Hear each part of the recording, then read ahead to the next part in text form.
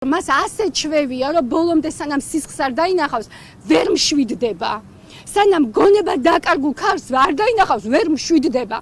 ქართული ოცნების ყოფილი დეპუტატის ძალადობის მსხვერპლი ქალი ლუკა კურტანიძის დაკავების შემდეგ საჯაროდ ყვება, როგორ იყო ძალადობის მსხვერპლი არაერთი წლის განმავლობაში. ჩივილი პოლიციაში ყველა შემთხვევაში უშედეგოდ სრულდებოდა, რადგან ოცნების ყოფილი დეპუტატი ხელშეუხებლობით სარგებლობდა.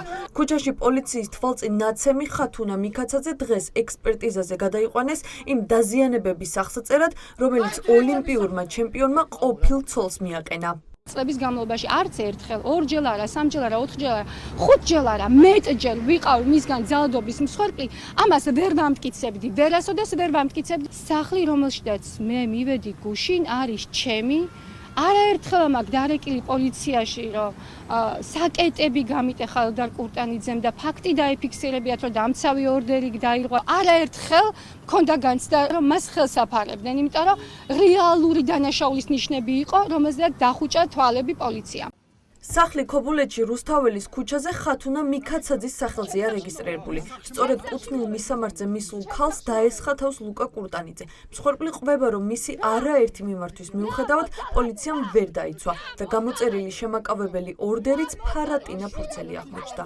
მანიაკალურად მოძალადია. მაშინდ რაც დამარტყა და დავეცი, წიხლის დარტყმას ცადე.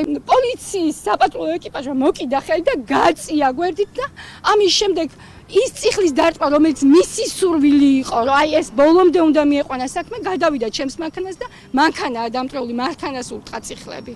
ლუკა კურტანიძე ბრალის წარდგენას ბათუმის იზოლატორში ელოდება. მისთვის აღკვეთის ღონისძიების შეფარდების შესახებ სასამართლომ ხვალ უნდა იმსჯელოს.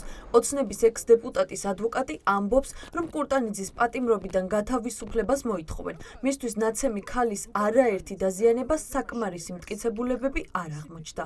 ფიზიკურ დაზიანებას ლუკა კურტანიძის მხრიდან გამოვრიცხათ აბსოლუტურად. იქ მოწმეებიც არიან მეზობლები, რომელიც მე ნაწილს ვესაუბრე და თქვა, რომ კურტანიძის მხრიდან ძალადობა გამორიცხა. საიდან აქვს დაზიანებები, ანუ ეს დაზიანება ახლა მიდის გამოძიებრო და გავიგოთ საიდან აქვს ეს დაზიანება. ახლა დაზიანება შეიძლება ადამიანმა მეიყენოს თვითდაზიანება. მუშაობთ ამ მიმართულებით, რომ მისი უდანაშაულობა დავამტკიცოთ, ბრალს არ ვაღიარებთ. დანაშაულის სავარაუდო დაფარვაში ქობულეთის პოლიციის თანამშრომელი სალომე ცეცხლაძეა ბრალდებული. ირკვევა, რომ გამომძიებელს ხათუნა მიქაცაძე მის სახლში ლუკა კურტანიძის უკანონო გადაადგილების შესახებ შეტყობინება ჯერ კიდევ 21 ივლისს გაუგზავნა და დახმარებას თხოვა. თუმცა პოლიციამ ფაქტი არ შეიმჩნია. პირველები მთელი დღის განმავლობაში ვცდილობდით გამომძიებლის პასუხი მოგვეპოვებინა, თუმცა სალომე ცეცხლაძე კამერებთან არ გამოჩენილა. 21 ივნისს სალომე ცეცხლაძეს გამომძიებელს მიწერა ძალადობის მსხვერპლმა, რომ დახმარება სჭირდებოდა.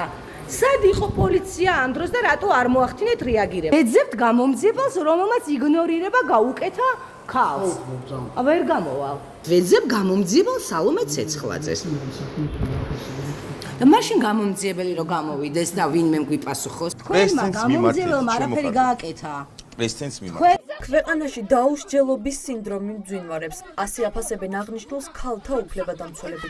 მიუხედავად საქართველოში მომრავლებული ქალზე ძალადობის შემთხვევებისა, უამრავი გამოუძიებელი საქმე თაროზე არის შემოდებული. სწორედ აღნიშნული ახალისებს მოძალადეებს დანაშაულის ჩადენისაკენ, ვინაიდან საგამოძიებო უწყებებს ბოლომდე საქმე არ მიჰყავთ.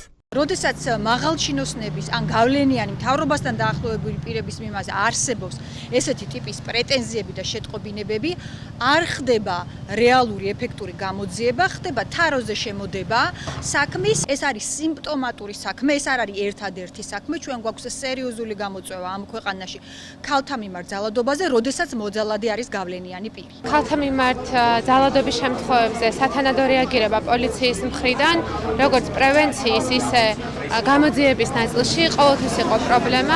იმ შემთხვევებში, როდესაც ძალადობას ქართულ ოცნებასთან დაკავშირებული პირები შადიან, სისტემა კიდევ უფრო სელექციური და უსამართლო ხდება და ის უფრო ბრმა არის აი ამ ქალების მძიმე გამოცდილებების დროს. დაუსჯელობის სინდრომი არის ერთ-ერთი გამოწვევა, რომელიც ვერ დაძლია საქართველომ და ძალიან დიდი ხანია უფლებადამცველები ამაზე ვსაუბრობთ, რომ ქალები არიან ძალიან მაღალი რისკის ქვეშ. პოლიციასთან ერთად ესეთი დაზიანებების მიყენება ცხადია ამას ადასტურებს, რომ ამ ადამიანს ჰქონდა განცდა, რომ მას ამასთან დაკავშირებით არ ექნებოდა პრობლემა. ეს არ არის ერთადერთი საქმე, რომელიც ლუკა კურტანიძის წინააღმდეგ არის აღძრული. თითქმის 2 წლის წინ პროკურატურაში იდო ორსული ქალის სარჩელი, რომელიც ლუკა კურტანიძეს ძალადობაში სდებდა ბრალს. მაშინ მსხვერპლი ამტკიცებდა, რომ ის ორსულად იყო, როდესაც ოლიმპიურმა ჩემპიონმა სცემა. მსხვერპლი ქალი დაზარალებულად ცნობის დოკუმენტში უმძიმეს დანაშაულს აღწერს.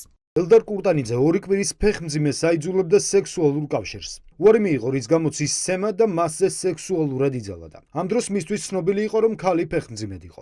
მაშინ პროკურატურა ამტკიცებდა, რომ საქმეს იძიებდა, თუმცა ლუკა კურტანიძისთვის ბრალი არ ჰქონდა წაყენებული. მაშინ შაბათის ეთერმა მოიპოვა კურტანიძის აუდიო ჩანაწერი, სადაც ის მსხვერპლს თხოვდა არ ეჩივლა. არ მინდა ვინმეს რომ არ უთხრა რა. და შენ მოვაგვაროთ ეს ყველაფერი, ძალიან გთხოვ რა. დამიჯერე რა. თუ ჩემი იოტისოდენ აქ ჯერა მე და შენ მოვაგვაროთ ეს საკითხი. მომეცი პირობა ამის რა. პირველების ინფორმაციით ლუკა კურტანიძის წინააღმდეგ რამდენიმე საჩივარი არსებობს. ახლა საინტერესოა ამჯერად მაინც თუ გაუშვებენ პატიმრობაში ოცნების ექს-დეპუტატს, რომლის სახელიც ძალადობასთან და ქალების ცემასთან ასოცირდება.